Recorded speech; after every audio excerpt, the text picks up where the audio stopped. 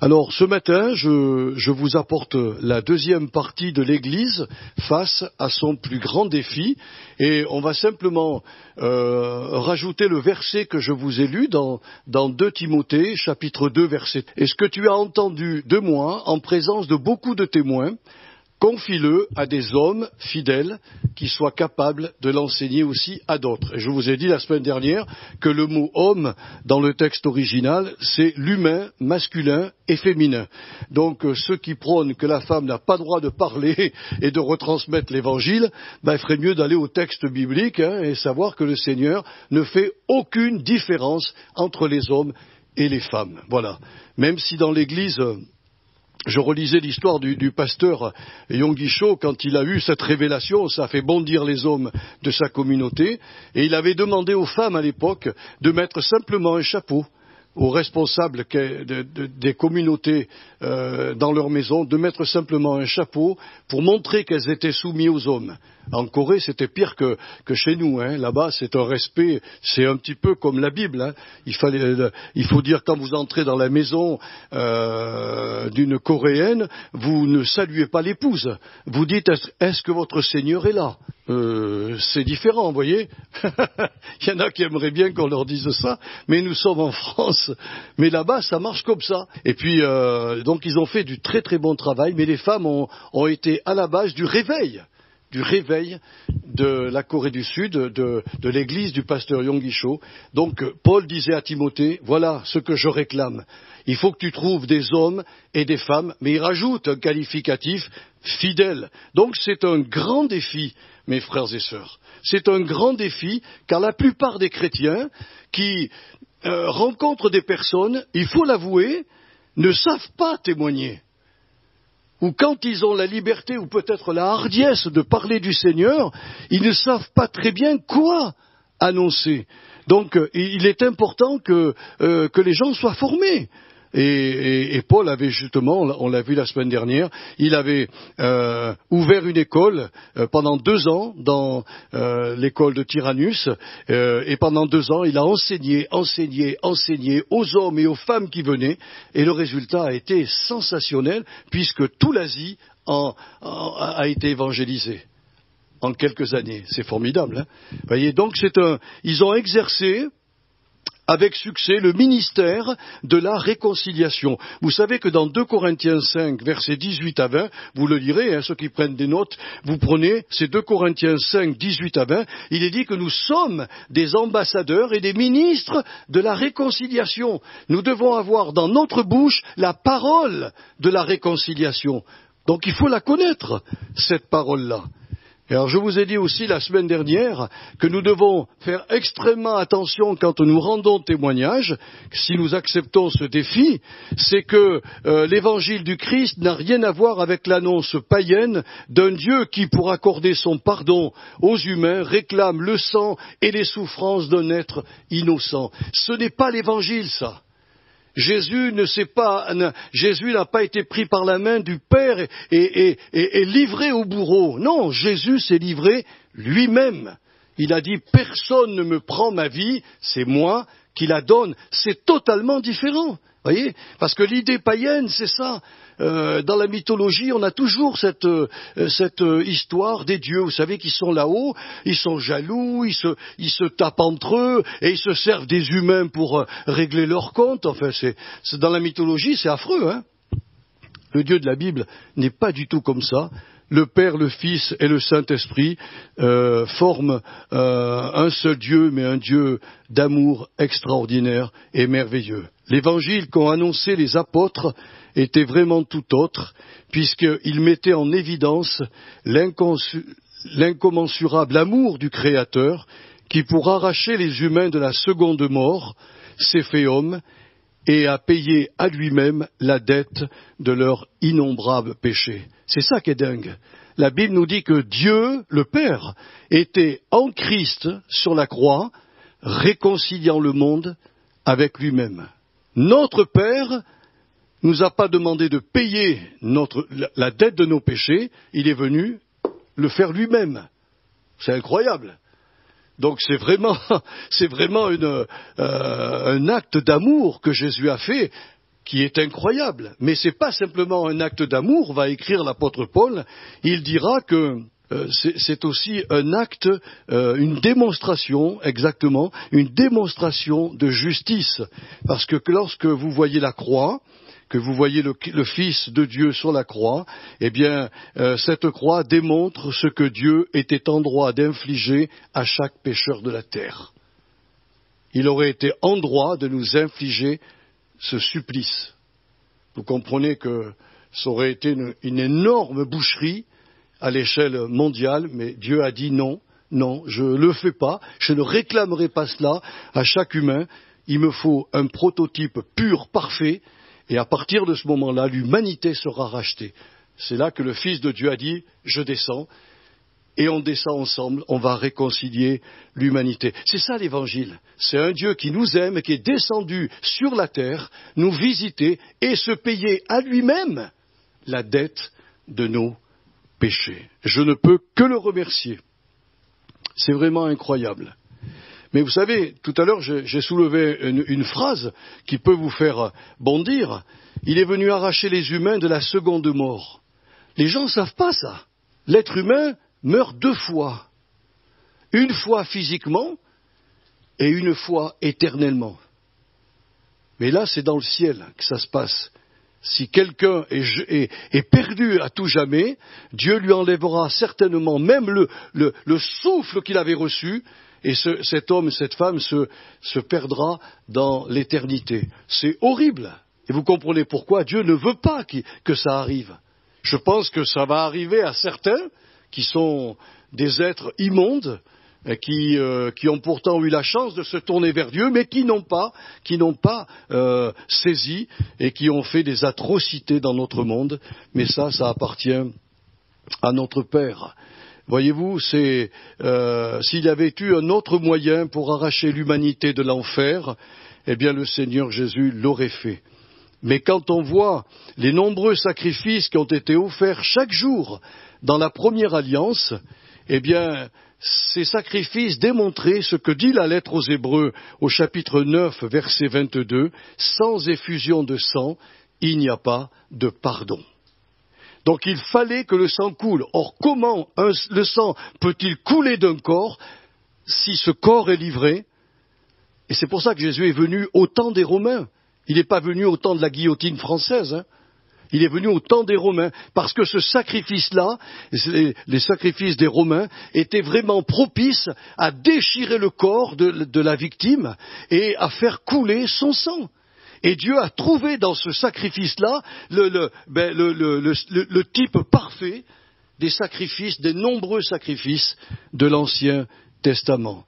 C'est pour ça que l'Ancien Testament préfigurait la venue de Jésus, de cet agneau sans tache qui allait, au lieu de s'offrir tous les jours, il s'est offert une fois pour toutes et pour toujours. Alors ce matin, je vais être assez rapide, mais je voudrais vous parler plutôt des erreurs à ne pas commettre si nous voulons être un témoin fidèle au Seigneur. Voilà. Il y a des erreurs à ne pas commettre. Et alors, pour ce faire, je suis allé voir le livre du prophète Jonas. Notre brave Jonas. Hein. Je ne sais pas si vous l'avez lu, ce livre. Il faut un quart d'heure pour le lire, même pas. Si vous êtes habitué à lire très vite, en 10 minutes, il est clos. Hein. C'est pas grand, mais alors, à l'intérieur, il y a des choses qui sont très intéressantes pour nous.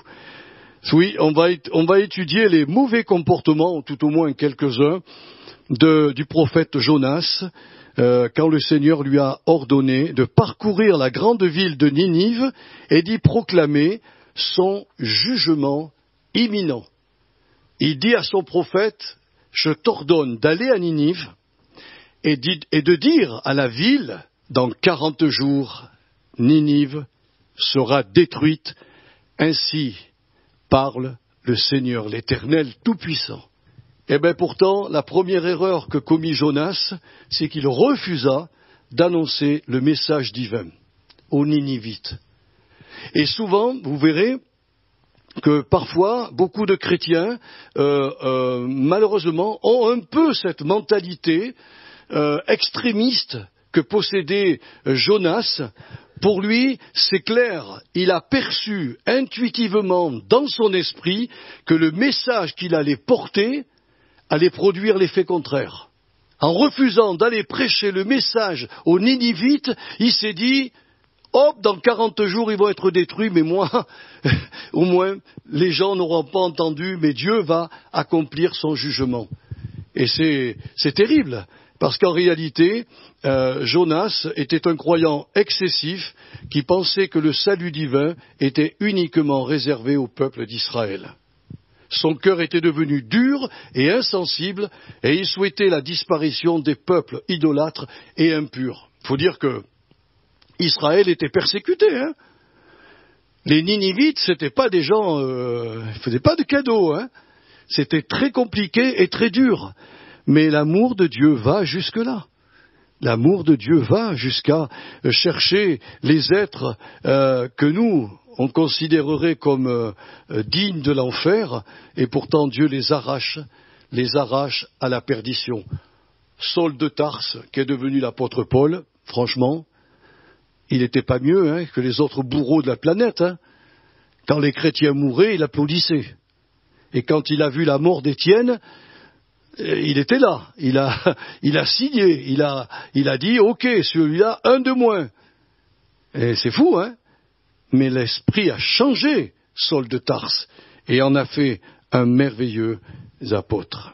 Je crois, mes frères et sœurs, qu'il peut y avoir des extrémistes, même dans l'Église du Seigneur, qui pensent que la miséricorde, la grâce et l'héritage céleste est uniquement réservé à ceux qui le méritent.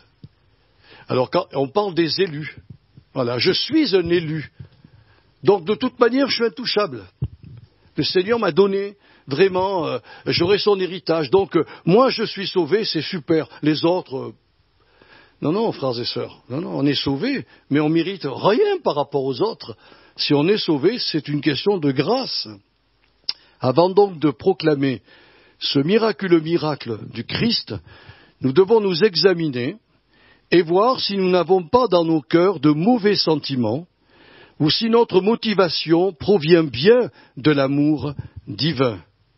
Puis ensuite, il faut que nous ayons le courage d'annoncer à nos familles, à nos amis, à nos contemporains, que Jésus, l'homme-dieu, est mort pour eux, alors qu'ils en étaient indignes, alors qu'ils étaient encore, nous dit la Bible, c'est-à-dire dans leur péché, c'est-à-dire morts dans leur péché. Dieu a fait quelque chose pour eux. Il n'a pas demandé que ces gens-là fassent quelque chose. Il n'a pas demandé d'entrer dans une église. Il n'a pas dit fais une confession au prêtre ou au pasteur pour avoir ma faveur. Non. Il a vu qu'il n'y avait pas un juste, c'est écrit dans les Romains, hein, pas un seul, que tous étaient privés de la gloire de Dieu. Alors il s'est dit, je leur demande rien, je fais le boulot moi-même. Et le Seigneur a fait ce merveilleux travail en laissant son Fils volontairement offrir sa vie en rançon à la place de chaque pécheur. Il a payé la rançon à la justice divine. Il y avait une dette énorme, il a dit moi je la paye. Je ne sais pas si vous connaissez l'auteur de très bons livres d'ailleurs, Timothy Keller. Il a écrit que le don de Jésus pour le salut du monde fait qu'un jour Dieu pourra détruire le mal tout entier sans anéantir ceux qui auront placé leur confiance en son Fils.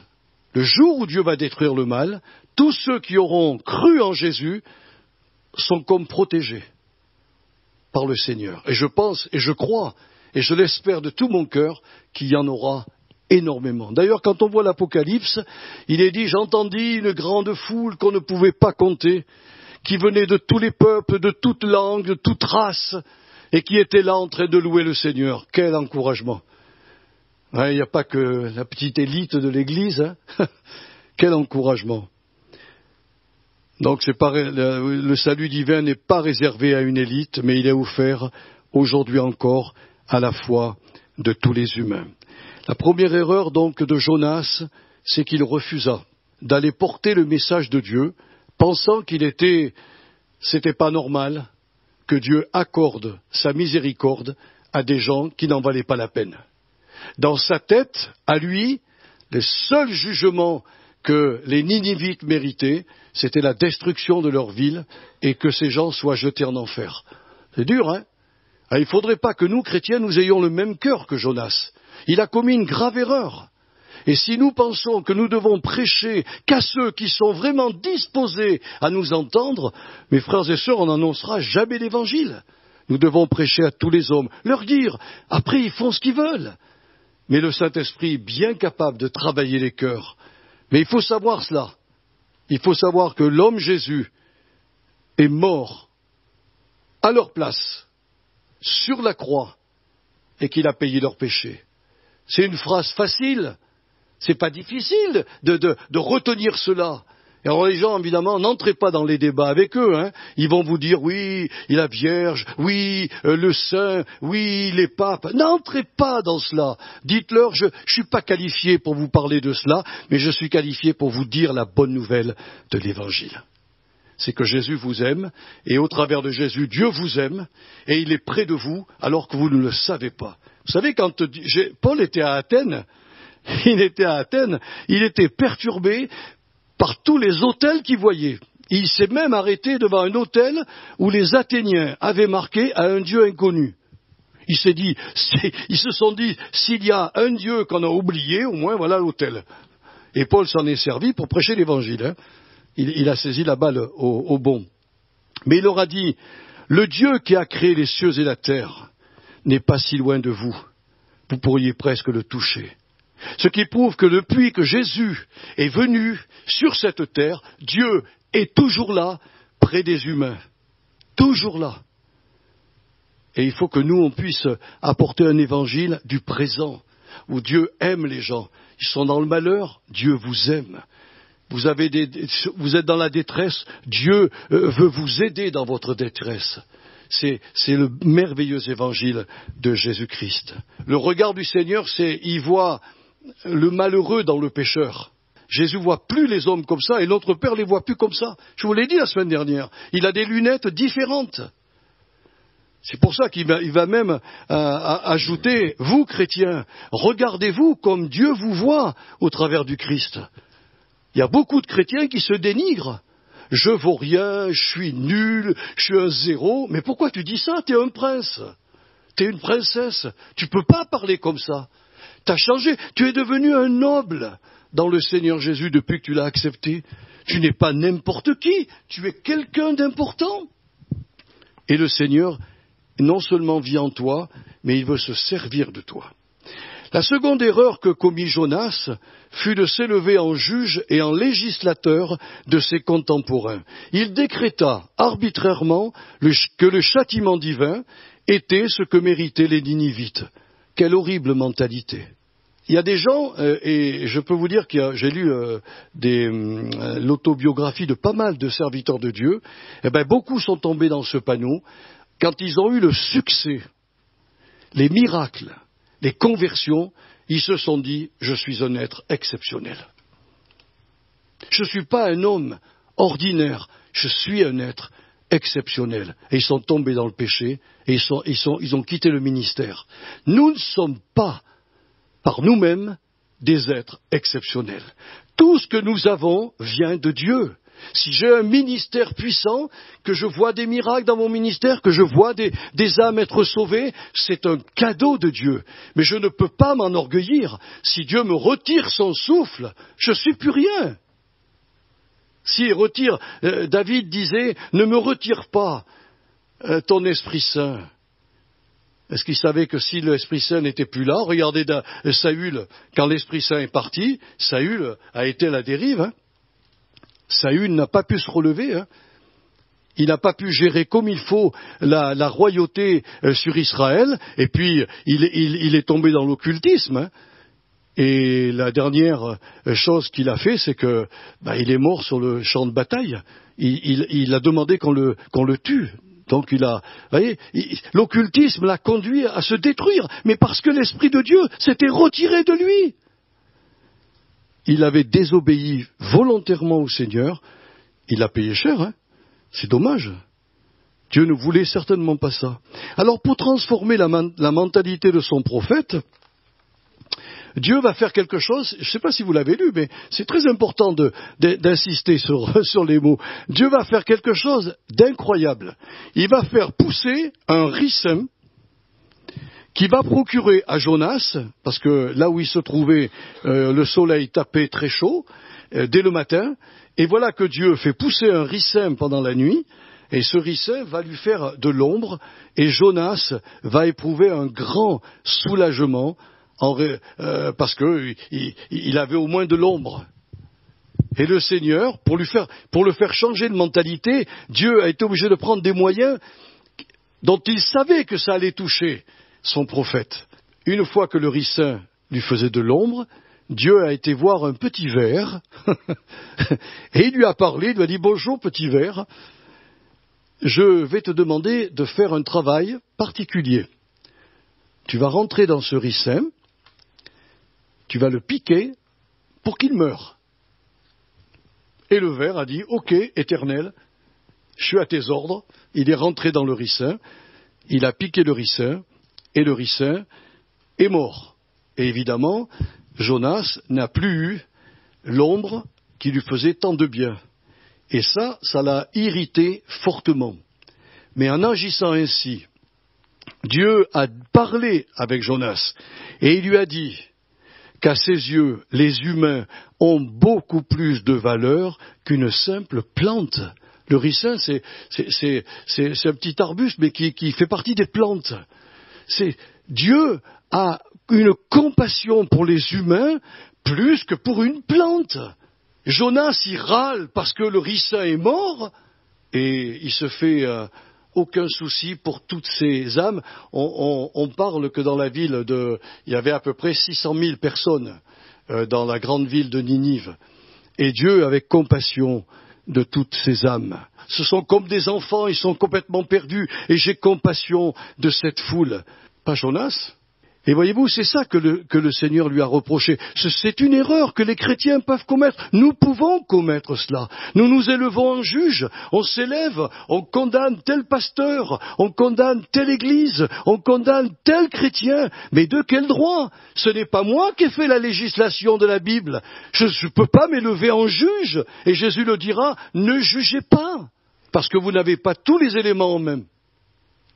Vous ne pouvez pas savoir ce qu'il y a dans le cœur d'un être humain pour le faire agir de telle et telle manière. Il y a peut-être des souffrances, il y a peut-être des oppressions, il y a peut-être une attaque de l'ennemi. Ne jugez pas, jugez les faits. C'est pour ça que l'apôtre Paul dira que dans l'Église, nous devons, nous chrétiens, juger les faits. Si je vois un chrétien qui ne marche pas selon la parole de Dieu, j'ai le droit d'en parler déjà aux responsables de la communauté pour qu'eux aussi puissent aller voir ce frère ou cette sœur et lui dire certaines choses, voyez-vous. Mais de nous-mêmes, on n'a pas le droit, on ne tient pas les choses en main. Ce sont les actes que nous voyons qui sont répréhensibles. Et même des fois, derrière ces actes-là, il y a des douleurs, il y a des souffrances, et nous devons être beaucoup plus bienveillants vis-à-vis de nos semblables, voyez, que l'était Jonas. Jonas, il râle parce que ce ricin, il est mort en pleine nuit, mais il n'a aucune compassion et aucune pitié pour ces 600 000 personnes qui sont dans la grande ville de Ninive et qui vont subir dans 40 jours le jugement de Dieu. C'est-à-dire, ils vont tous être détruits. Il n'a pas cette compassion. Il faut qu'on ait le cœur. J'ai lu un petit ouvrage intitulé « La passion des âmes ». Moi, je ne l'ai pas, hein. Je dis au Seigneur, oh là là, quand je vois ce serviteur de Dieu, cette passion qu'il avait pour les âmes, je dis, Seigneur, j'aimerais bien l'avoir, hein, mais je suis très honnête avec Dieu, je dis, je ne l'ai pas, Seigneur. Il y a des gens, quand ils pleurent sur le péché des hommes et des femmes, hein, il y a des gens qui sont remplis d'un don de l'esprit pour intercéder pour certaines personnes. Et elles le font dans les larmes, dans le jeûne, dans la prière. C'est pas réservé à tout le monde. Mais quand Dieu touche les chrétiens et trouve des hommes et des femmes fidèles, alors ces hommes et ces femmes fidèles peuvent dire, Seigneur, je ne veux pas commettre les mêmes erreurs que Jonas.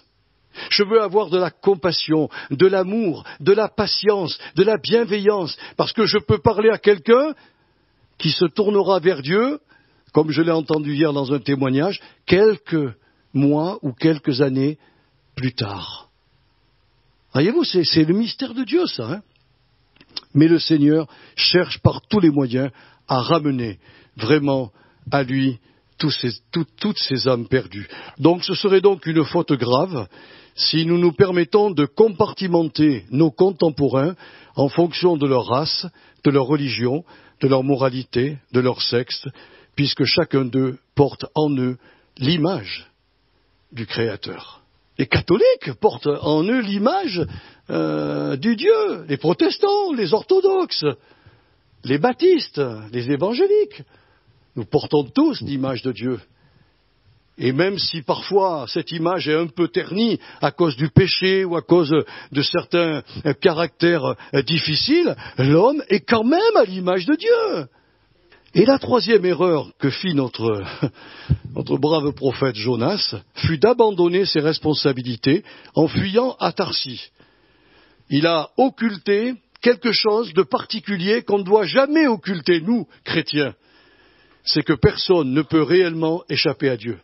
Lui s'est dit, je prends le bateau, je m'en vais à Tarsis, très très loin de Ninive, comme ça, youpi, Dieu me laissera tranquille. Mais entendez ce que David a écrit à ce sujet. Où irai-je, loin de ton esprit? Et où fuirai-je, loin de ta face? Si je monte aux cieux, tu y es. Si je me couche au séjour des morts, t'y voilà. Si je prends les ailes de l'aurore et que j'aille habiter à l'extrémité de la mer, là aussi ta main me conduira et ta droite me saisira. Si je dis, au moins les ténèbres me couvriront, la nuit devient lumière autour de moi. Même les ténèbres ne sont pas obscures pour toi. La nuit brille comme le jour et les ténèbres comme la lumière. C'est écrit dans le psaume 139, versets 7 à 10. Il y a même un passage d'un prophète où il est dit, si tu faisais ta demeure dans les étoiles, le gars il était visionnaire, hein, parce qu'aujourd'hui on est prêt à aller dans les étoiles. Je t'en délogerai, moi l'Éternel, parce que ce grand univers c'est à lui. Donc le vaisseau spatial qui va partir là-bas pour aller implanter des hommes, Dieu le regarde de loin. Mais on ne peut pas échapper à Dieu, frères et sœurs. Ceux qui pensent que vraiment ils peuvent échapper au Seigneur, alors c'est qu'ils n'ont pas lu la Bible, hein, et ils n'ont pas lu surtout le livre de Jonas. Parce que quand il est parti pour Tarsis, Dieu l'a laissé faire. Mais Dieu va le rattraper à travers un événement climatique particulier. Il fait lever une forte tempête qui va obliger les marins du bateau à réveiller ce curieux passager pour lui demander d'invoquer son propre Dieu. Ce que j'arrive pas à comprendre, moi personnellement, à moins que vous ayez une explication, je suis prêt à l'accepter. Jonas se met à dormir dans un bateau qui est ballotté de tous côtés. Il devait sauter dans son hamac, à droite, à gauche, et il dort comme un bébé, mais comme un bébé. Parce qu'il se dit au fond de lui, j'ai échappé à Dieu. Et Dieu lui a dit, tu vas avoir mon coco. Comment je vais te rattraper? Et les marins qui étaient assez superstitieux, il faut dire que la mer, elle était tellement dangereuse que pour eux, en tant que marins, ils pensaient vraiment perdre la vie. Alors ils vont réveiller Jonas. Et ils vont lui dire, nous on prie notre Dieu pour que la tempête s'arrête. Et le tien, tu le pries pas? Mais il dit non, je ne vais pas le prier. Et il raconte son histoire. Il leur dit, vous savez, je suis là parce que je fuis mon Dieu, mais je m'aperçois que mon Dieu me rattrape. Alors, vous voulez que la tempête se calme? Vous voulez qu'elle s'arrête? Vous me prenez et vous me jetez à la mer. Les marins se sont regardés, ils ont dû se dire, celui-là, il a vraiment quelque chose de bizarre. Hein, mais il leur a dit, c'est la réalité. Hein. Et vous savez quoi, frères et sœurs? Sans s'en rendre compte, ces marins se sont tournés vers le Seigneur, c'était des païens, hein, c'était des idolâtres. Ils se sont tournés vers le Dieu de Jonas pour lui demander la grâce de survivre. Et Dieu leur a accordé la miséricorde. Jonas, sans s'en rendre compte, venait d'amener tous les marins à la fois. Et il refusait d'aller faire la même chose pour Ninive. On est bien aveugle, hein, mais il l'a fait. Il s'en est même pas rendu compte. Mais les marins ont été honnêtes. Ils ont pris Jonas, ils ont dit, s'il faut le jeter à la mer, on le jette à la mer. Hein. Et puis quand ils l'ont jeté à la mer, ils se sont rendus compte que le vent s'est apaisé, les flots se sont calmés, ils se sont dit, dis donc, le gars, je ne sais pas quel Dieu il a, mais alors, il nous avait dit la vérité. Alors mes frères et sœurs, l'histoire de Jonas aurait pu s'arrêter là, parce que il est dit qu'un grand poisson est arrivé, à avaler Jonas. Donc cette histoire aurait pu s'arrêter là en disant voilà ce que Dieu fait à tous ceux qui ne veulent pas du tout servir le Seigneur, qui refusent de lui obéir, qui manquent de compassion vis-à-vis des païens et qui abandonnent leurs responsabilités. Eh bien non, parce qu'avec Dieu, mes frères et sœurs, et écoutez-moi parce que c'est valable pour moi, c'est valable pour tous les serviteurs de Dieu, c'est valable pour tous les chrétiens et pour toutes les églises. Mais avec Dieu, rien ne se termine comme les humains l'ont prévu. Vous avez prévu que Dieu va intervenir dans votre vie de cette manière, alors ça ne sera pas comme ça qu'il fera, parce que notre Dieu a les moyens qui ne sont pas les vôtres. Au bout de certaines années, après avoir vécu certaines choses avec Chantal, on s'est dit, mais Dieu est incroyable, mais jamais j'aurais pensé revenir à lui s'il n'y avait pas eu cette circonstance et cette occasion qui, pour nous avait fait beaucoup de tristesse. Dans sa prison vivante, parce qu'il était dans le ventre du grand poisson, Jonas entra en lui-même, il se repentit, supplia le Seigneur de lui épargner la vie, et Dieu exauça la prière de Jonas. Bien sûr, en se repentant, il a dit, Seigneur, je reviens à toi. Je reviens à toi et je vais aller à Ninive. Puisque tu veux que j'y aille, je vais aller à Ninive. Et je vais proclamer ton message. Mais je sais bien au fond de mon cœur ce qui va se produire. Et Dieu lui a dit, c'est pas ton problème. Tu vas annoncer ce que je t'ai dit d'annoncer. Alors Dieu a parlé au poisson. Il lui a dit, ça serait bien que tu le déposes là sur la plage. Et le poisson a vomi Jonas. Alors, je ne sais pas comment, il devait certainement sentir mauvais. Hein. Donc il a dû se laver et tout. Puis il est parti, il a obéi. Il est parti, il a retourné à Ninive et il a proclamé le message divin dans son intégralité. Le Seigneur l'Éternel annonce que dans 40 jours, Ninive la grande sera détruite. Et ce qu'il redoutait, évidemment, se produisit, puisque le roi de Ninive et tous ses sujets se repentirent de leur vie passée, se tournèrent vers le Dieu du ciel en confessant leurs péchés et en obtenant de lui la miséricorde et le salut. Eh bien, mes frères et sœurs, savez-vous que cette repentance collective fit que le jugement prononcé sur Ninive fut retardé de 100 ans, un siècle. Nous ne pouvons pas savoir combien une ville qui se repent peut permettre à Dieu de faire des choses qu'on ne soupçonne pas. C'est pour cela que Paul disait à Timothée, mais je t'en supplie, tu as appris de moi des choses glorieuses, je les ai toutes reçues par révélation du Saint-Esprit. Je te les ai confiées, Timothée, mais ne garde pas ce trésor pour toi. Va le déverser auprès d'hommes et de femmes qui sont fidèles, c'est-à-dire qui vont être capables de le retransmettre à d'autres. Vous comprenez bien que pour être un témoin de Jésus fidèle, il faut connaître au moins les bases qui amènent les gens au salut. On ne fait pas de la théologie quand on rend témoignage. On témoigne. On témoigne parfois de ce que Dieu a fait pour nous et très rapidement de ce que Jésus a fait pour toutes ces personnes. Êtes-vous prêts à relever le défi du Seigneur et d'aller retransmettre le miraculeux évangile de Jésus à vos contemporains, d'abord évidemment à vos familles, à vos enfants, à vos amis, à ceux qui sont proches de vous. N'allez pas croire que Dieu va vous envoyer en mission au bout de la terre. Non, il va commencer par se servir de vous ici, où vous êtes. Il faut avoir du courage, hein. Et il faut avoir de la détermination et de la conviction dans le cœur. Mais ce que Dieu attend de nous, si nous relevons ce défi, c'est que nous parlions de cet amour qui poussa le Créateur à se faire homme. C'est ça qui est important. Oui, vous avez raison, il semble que la misère, les problèmes, les accidents, il semble que Dieu ne se trouve pas là.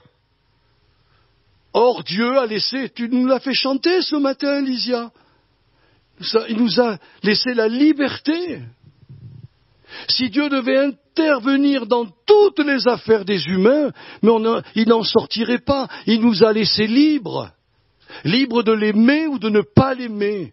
Libres de le servir ou de ne pas le servir. Libres de témoigner ou de ne pas témoigner. Il nous laisse libres. Mais c'est beau de savoir qu'il veut faire de nous des ambassadeurs de son royaume. C'est beau, hein? Alors il faut dire à nos contemporains, en tout premier lieu, l'amour qui poussa le Créateur à se faire homme. C'est parce qu'il n'y avait aucune solution, il n'y avait rien pour nous racheter. Alors ils ont tenu un conseil entre le Père, le Fils et l'Esprit Saint. Ils ont évalué les dégâts, et les dégâts étaient catastrophiques. C'est que Dieu avait déjà jugé le monde au travers de Noé.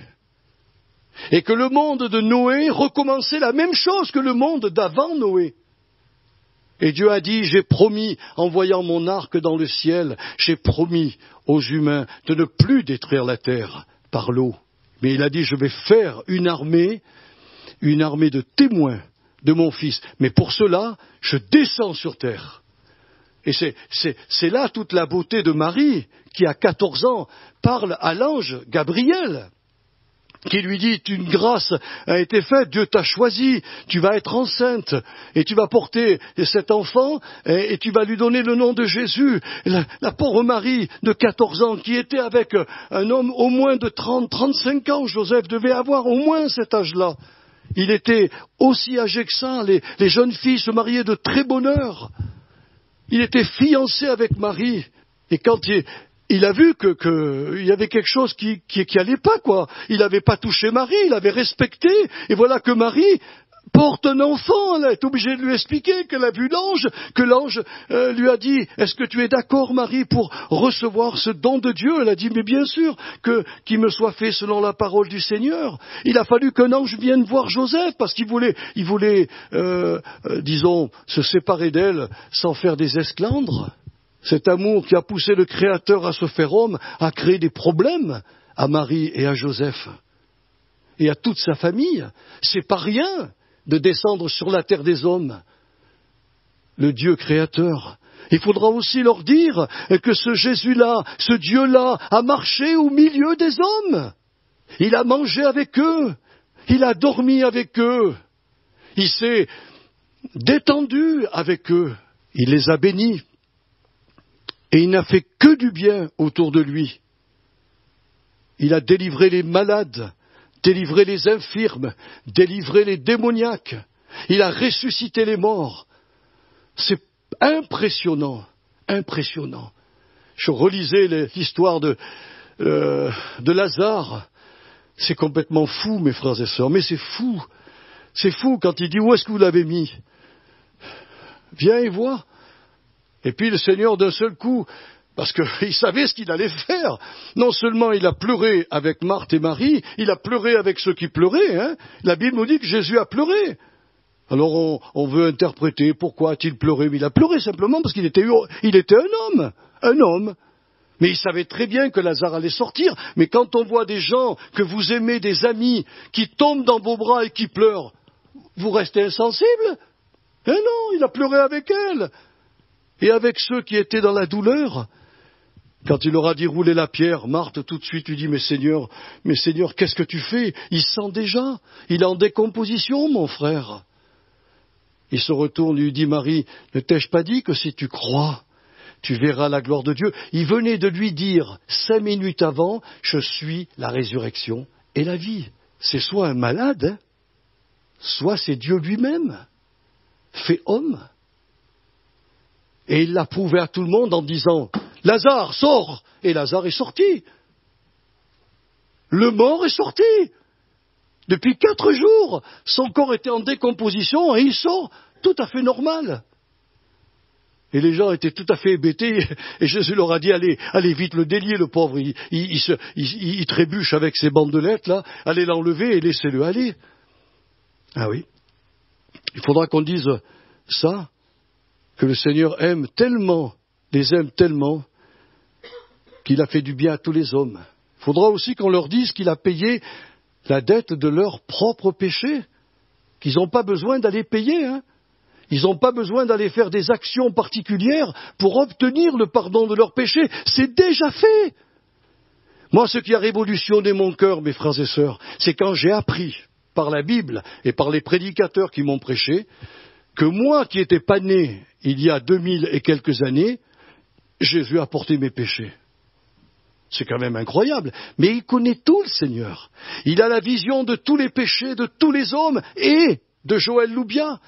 Et il les a portés sur la croix du Calvaire. Et quand j'ai vu cette croix, j'ai dit, Seigneur, tout ce que j'ai fait et qui te déplaît a été porté sur toi. Mais moi, je me suis mis à genoux devant la croix. Et j'ai dit, Seigneur, je ne mérite pas ces choses. Mais je crois que tu les as faites vraiment pour moi. Donc aujourd'hui, j'ai plus à payer mes péchés. Mais j'ai une chose à faire, c'est à me repentir de t'avoir crucifié. Que mes péchés t'ont crucifié, et maintenant à mon tour, je me donne à toi. Oui, les hommes ont été graciés devant la justice divine. Et vous savez ce que Dieu cherche désormais? Il cherche à incorporer toutes ces âmes qui ont été attirées à lui par le témoignage des hommes et des femmes fidèles. Il va chercher à les incorporer dans la nouvelle humanité que son Fils a créé dans sa mort et dans sa résurrection, cette humanité qui va devenir au ciel son épouse et l'héritière de sa gloire éternelle. Je vous ai dit, la conversion est en 2 temps. Le premier temps, c'est Jésus qui l'a fait, et c'est le temps de l'indicatif, pas de l'impératif. Jésus a fait pour nous des choses qu'on ne demandait pas, qu'on ne méritait pas, il les a faites pour nous. Il a dit, tous les hommes maintenant, au travers de mon sang, sont justes devant la justice divine. Mon Père va les voir exactement d'après mes mérites, d'après mon œuvre, et il va pouvoir les bénir, il va pouvoir les atteindre, mais surtout, il va pouvoir, dans le 2e temps de la conversion, les attirer à Jésus pour que les gens qui comprennent qu'ils ont crucifié Jésus et qui, là, devant la croix, se convertissent vraiment, se repentent de leur vie passée, qui ont crucifié le Sauveur, et disent au Seigneur, je me donne à toi, et là, ils sont incorporés, mes frères et sœurs, dans la nouvelle humanité que Jésus a créée, cette humanité qui va devenir son épouse et qui va être l'héritière de sa gloire éternelle. Il est venu pour juger l'ancienne humanité, mais pour en créer une nouvelle. C'est pour cela qu'il est dit de nous, quand on croit, nous sommes passés de la mort à la vie, des ténèbres à la lumière, de la puissance de Satan à la puissance de Dieu. C'est le miracle de Jésus, c'est le miracle de la croix, c'est le miracle de l'évangile de notre Dieu. Alors, voilà, je répète cette question pour terminer. Est-ce que nous sommes prêts à relever le défi du Seigneur ? Est-ce que nous sommes prêts à se laisser instruire ? Moi, je vous ai donné dans ces 2 messages beaucoup de matériaux pour témoigner. Les erreurs que j'ai commises, moi, dans mon témoignage, c'était de répondre aux gens qui me parlaient de Marie. Et je rentrais dans le débat marial, et il ne fallait pas y rentrer. Mais j'ai commis cela dans ma jeunesse. Et j'ai compris ensuite que je disais aux gens, je ne suis pas qualifié pour vous parler de cela. À part à des gens qui étaient très engagés dans le Seigneur, on pouvait parler de ces choses. Mais dans mon témoignage, je leur disais, écoutez, ce que je sais, c'est que le Christ est mort pour vous, il vous aime, il est présent aujourd'hui. Et au travers de mon témoignage, je vous conduis vers lui. Oh, si vous pouviez réaliser son amour, sa grâce, ce qu'il a fait pour vous. Et c'est comme ça que l'Église est née à Saint-Yor.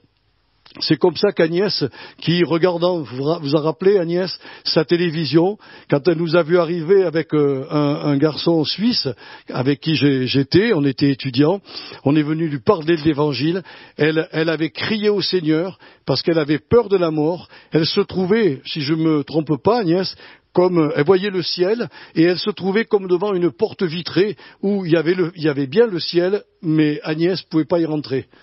Et quand on lui a annoncé l'évangile, la porte s'est ouverte, et ça fait combien maintenant que vous êtes convertis? 35 ans. Elle est toujours là. C'est formidable. Mais je me souviens de son témoignage. Ça a été vraiment pour nous, avec le frère Bissa, ça a été, nos yeux se sont ouverts. La télévision marchait assez forte quand même. Il n'y avait pas de problème. Le Christ est rentré dans son cœur et là, la joie du Seigneur est venue. Et puis après, elle est venue aux rencontres. C'est même sa maison qui est devenue un lieu Tyrannus. Votre maison est devenue Tyrannus. Et là, on a commencé à évangéliser. Voilà ce que je voulais vous dire, mes frères et sœurs. C'est très important.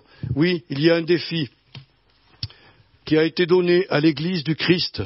Et ce défi, c'est vraiment, mes frères et sœurs, d'aller et de rendre témoignage du Seigneur, d'être des chrétiens fidèles, d'être formés et d'aller répandre la bonne nouvelle autour de nous, en premier.